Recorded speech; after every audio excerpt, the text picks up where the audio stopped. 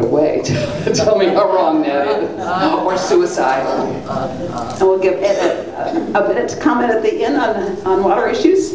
But Maggie, you want to start with the?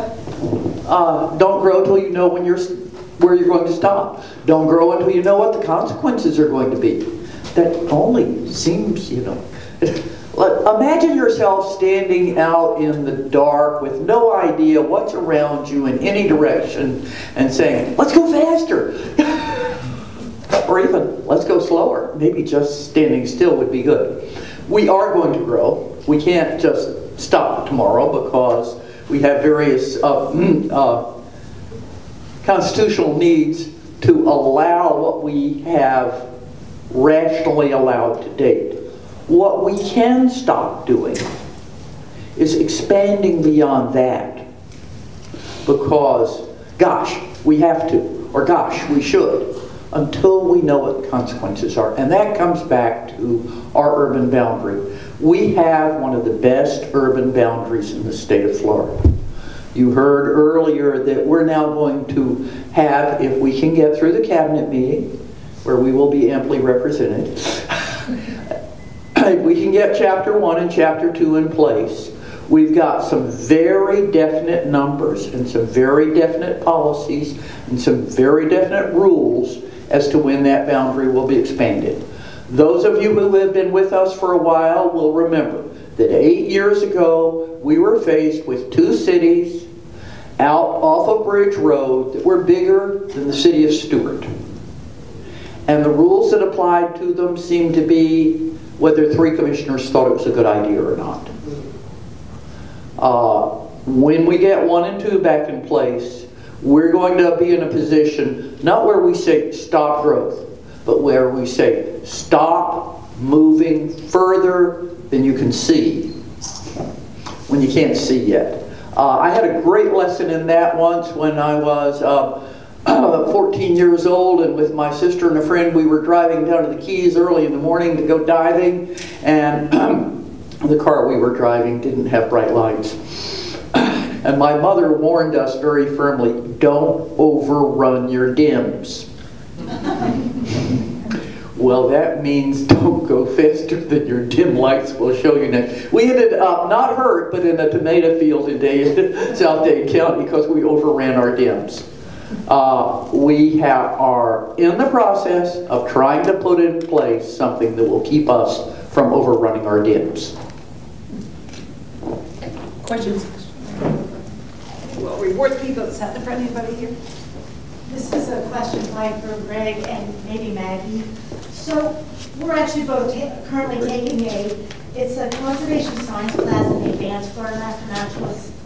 And this something funny happened just recently. So in a recent discussion, our instructors expressed their concern that since sea level rise is progressing so rapidly in the Miami area and north, and that since comprehensive Everglades restoration program has been so delayed since its initial vote, that to some extent perhaps it's useless to continue any of this, and I'm not challenging you, I'm just asking, aggressive, what we're trying to accomplish with Everglades restoration and sending fresh water south, because it's useless because we're all going to be underwater in a few years anyway. And I was kind of stunned and I didn't know what to say, and I still in this class, can you help me out a little bit? Because it's not like there's not any point to them. For those of you who over here who might not have heard, her question was about, in the big picture, is sea level rise and global climate change really going to overwhelm all of our efforts for, whether it's, you specifically mentioned Everglades restoration.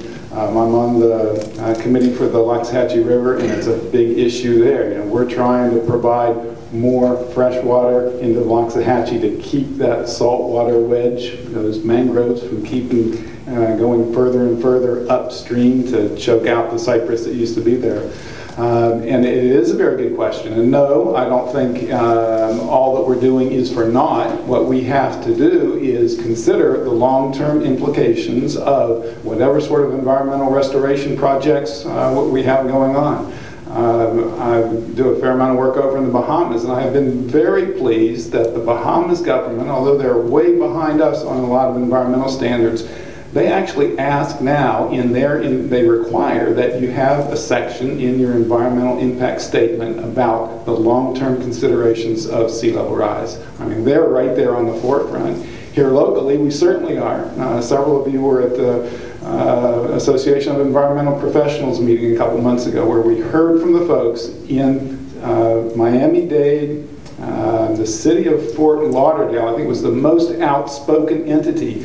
They are putting their dollars right now, their taxpayers' money, out into dealing with sea level rise.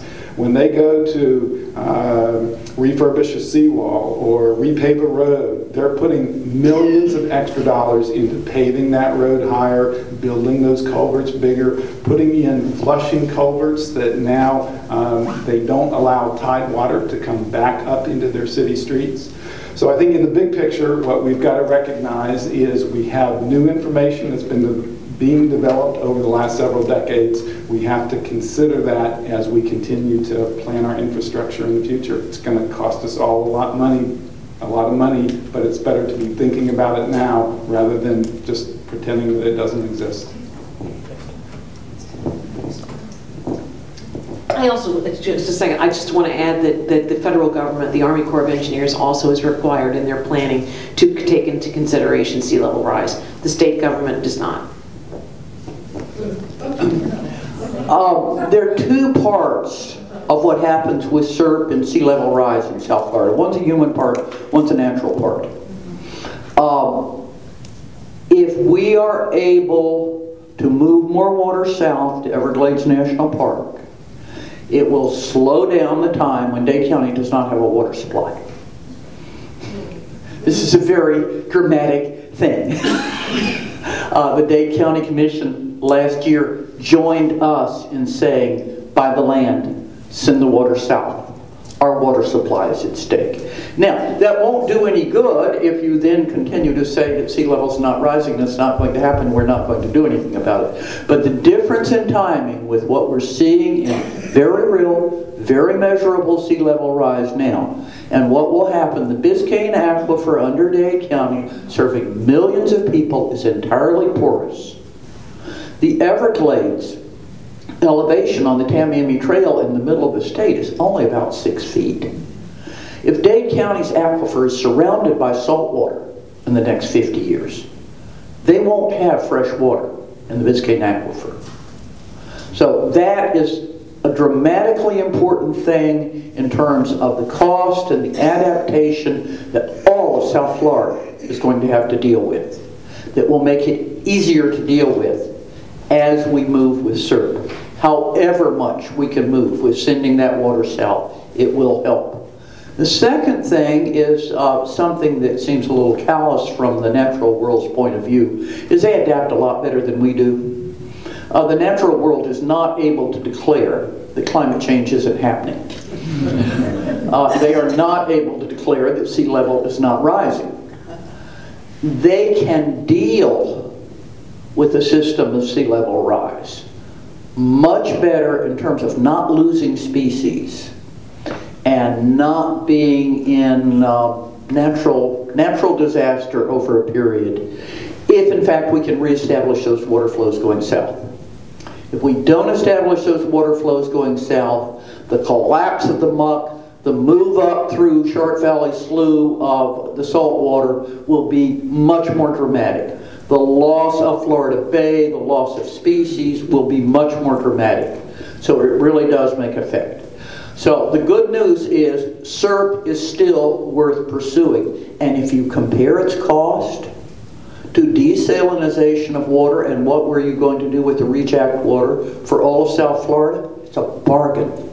I sat 2 years ago next to Congressman Alcee Hastings while the while Monroe County staff showed us that in 30 to 40 years during high tides, a large part of the Keys is going to be underwater.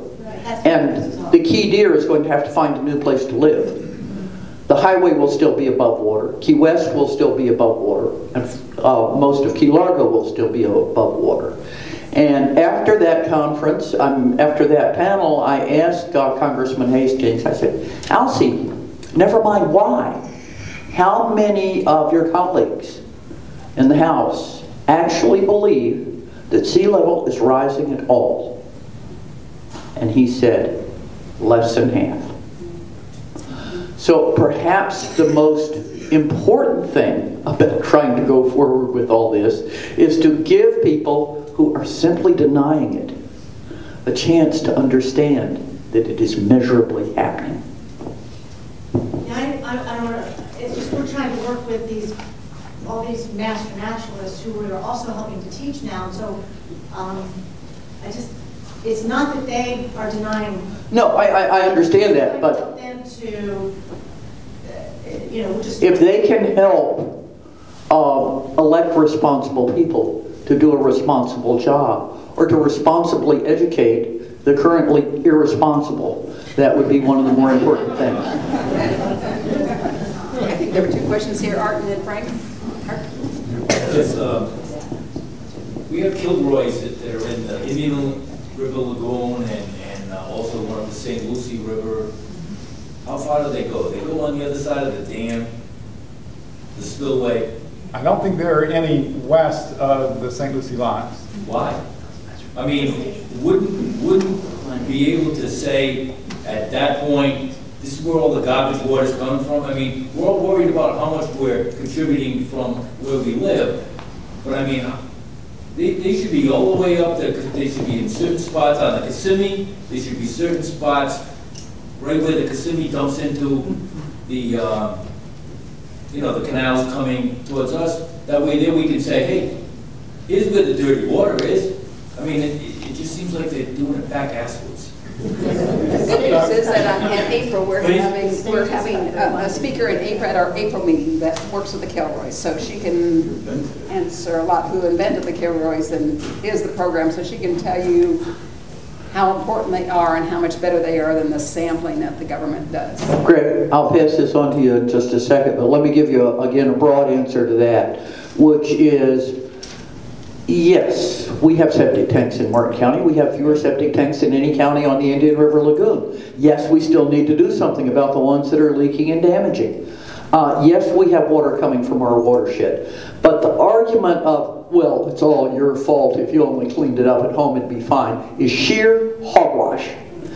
If you drink a half a bottle of vodka, you're going to feel pretty terrible, but you're not going to die. You drink 3 bottles of vodka and you're dead. If you take the watershed flow from all of the area where it normally flowed into the river, and it's dirtier than usual, that's not good. But if you more than double that, if you triple it, and you dump it in all at once, you're going to kill the estuary. I lived in Rhode Island, and we had Narragansett Bay. And at the head of Narragansett Bay was the city of Providence. And the city of Providence was, as we would know, it's a very old city, and the stormwater and the solid waste all flowed into the same piping. So what would happen is, if you got more than a 1/4 inch of rain to a 1/2 inch of rain, it would overload the sewage treatment plant, and they'd have to just open up the things. It would flood the bay, and it would contaminate the shellfish, and they'd have to keep moving the line further south where you could do shellfishing. But the shellfish didn't die. They're filter feeders, and I think it's a period of like maybe 3 to 4 weeks. They flush their systems out, and they'd be edible again. And ours die because the fresh water kills them, whether it's dirty or not. But if we eliminated the amount of water, then they wouldn't die, and we wouldn't have the pollution problems that we have. It's like Maggie said, it's the volume of the fresh water that's is really the main problem. Yeah, I've got a client up in Massachusetts who we're doing exactly that kind of work with. In that particular area, the local government has been able to go through the modeling, and they know if the rainfall in the basin exceeds a certain amount, Within 2 days, the shellfish are going to be contaminated enough that they are no longer acceptable for human consumption. So those models are out there. We do need to apply them. I think Florida Oceanographic Society is doing an excellent job, together with Martin County, in doing, attempting oyster reef implementation. But getting back to your initial question, it's too bad that George Jones isn't here from Orca, because he's the one who is managing that study on those Kilroys. I don't know exactly where they are all at, but what I will relay on is that the money that was appropriated by the state legislature a couple years ago, there was kind of a battle for who was going to get it. So Orca got some, I'm not sure how much, but they got quite a bit of money for their Kilroys. Simultaneously, the HBOI, the Harbor Branch Oceanographic Institute, got several $millions for their version of that, which they call the LOBO, Land Observer Biological Network or something like that. The bottom line out of all this is because these are both public entities and they're using public dollars for their monitoring, all their data is available online. You can tap into Harbor Branch or tap into Orca, and you can go right onto whatever buoy you want that's closest to your house or wherever it might be, and you can get the long-term trends. It's very valuable information for us to have, because over the years, the Water Management District and DEP said, we've been studying this for years, we got all the information you want. The devil comes out in the details. What they have been doing for the last couple decades is they go out and they take a grab sample once a quarter or something like that, and they analyze that, and they say, we got the data. These new things, the Lobos and the Kilroys, they're continuous recorders. So when we get that heavy 2-inch rain in the middle of the summer, they are right there and they are taking data right as that first slug of water comes out into the waterway, wherever it is. So Maggie had a quote a couple of years ago, I've forgotten exactly what it is, but something like, we're getting the science now that is so well refined, it's impossible for the legislators to refute. I don't think those were your exact words. But anyhow, we're getting that information. The location, the exact location where those sensors are indeed a subject of the legislative appropriation. So they may not be exactly where we would prefer for them to be, but we're getting a heck of a lot better information than we've had in the past. Frank? Under Amendment 1, the money set aside for the conservation easements, is the county given any consideration to applying for these dollars and buying up the development rights along the USB from the agricultural? No, not to my knowledge. Is that a possibility? Sure. I mean, the Rural and Families Land Program it's administered by DAX, so it's really a willing seller program. So it's the Florida Community Trust money, which is $10 million, goes to, or counties can apply for that. With rural, that's really managed by DAX directly with the farmers. So that's how that works out. It's not really a county applied for program. The Rural Family Farms program, I personally think, is a good program. Unfortunately, there are very few owners of farms in Martin County who want to continue being owners of farms in Martin County. In Central Florida, they had, 80 people lined up on ranches who were willing to sell their development rights permanently so that they could keep ranching on that property, on that family. We've passed a time of 20, 30 years ago when we had more families with large ranches in Martin County who really wanted to and meant to stay there. Now, most of them, unfortunately, look at it as simply an investment until you can get approval to get a new city approved. Questions over here? What about the Holy Land and what's the other properties? I know it's not Martin County, but can't we use the money for that? Oh, we've got the Holy Land, don't we? Why don't we use it? Use it for what? Water. For water retention. It is being used. The question is, should you destroy the natural area on it by turning it into an industrial reservoir? You can take the Holy Land Roadburger and you can drown all of the animals and store more water in it. Or you can plug the over drainage and let it function as a reasonable storage area, as a natural area. And that's where the debate is there. The ownership's there. Yes, the Commissioner Scott. Ryan, I'm looking at your very disturbing proposed development in rural Palm City map. And I'm wondering, can you give me a ballpark on how much fresh water such development will require, and where will it come from? Well, most of the water for that area is going to come from Grassy Water Preserve, especially towards the eastern part of the developments, which you can see the big Grassy Water Preserve. That's the drinking water supply for all of West Palm Beach and Palm Beach Island. And you know, the big threat to Grassy Water is the expansion of State Road 7. So you all are familiar with Palm Beach County, I'm sure, at least enough to know that State Road 7 pretty much dies off.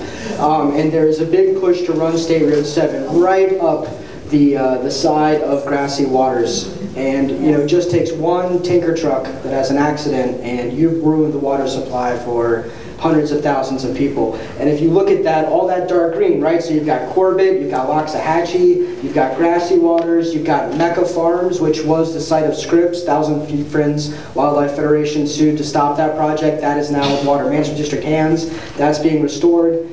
There's a project on there called Vavris Avenir. We've been working with those developers. If you look at the top 50% of that property that connects to Corbett and the slough, that's all going to be put into conservation, hopefully, and handed over to the county and the district. So you're really connecting a flowway there.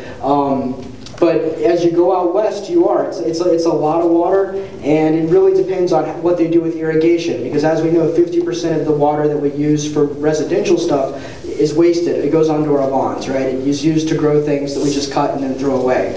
So we have some developments up north that are doing xeriscaping as a requirement. No lawns, no irrigation, only forage-friendly plants. You know, they can get in at 50, 60 gallons per person per day.